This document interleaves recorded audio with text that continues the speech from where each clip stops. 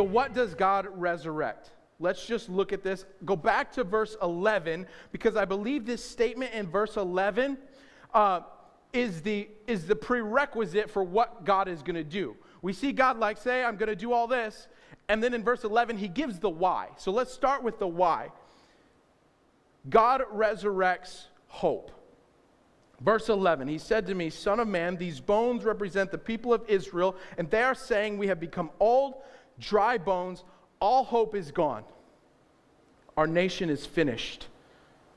Now, can we just think about that for a second? If this story applies to us in 2020, man, how much dialogue has there been surrounding politics about the end of freedom and the rise of socialism and communism and the death of our nation? I've heard, I don't know how many conversations or articles I've seen, fear-mongering or otherwise, about this. We live in this day where we are on the threshold with great fear of the death of certain liberties and rights that we have.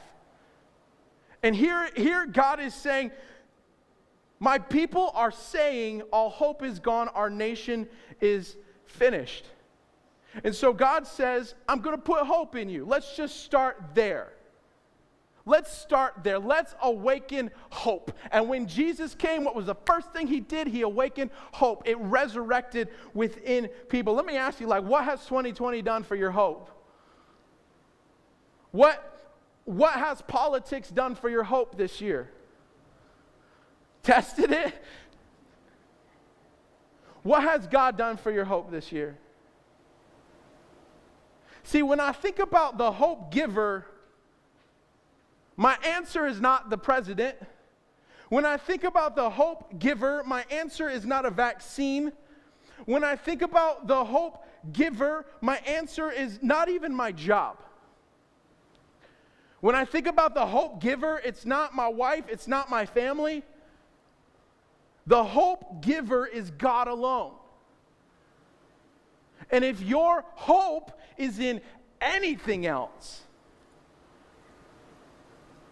you're going to be deceived. You're going to be crushed. You're going to be broken. You're going to be failed. God is the hope giver. And in this story, we see him resurrecting hope. Israel says, we've lost it all. And God says, let's start there.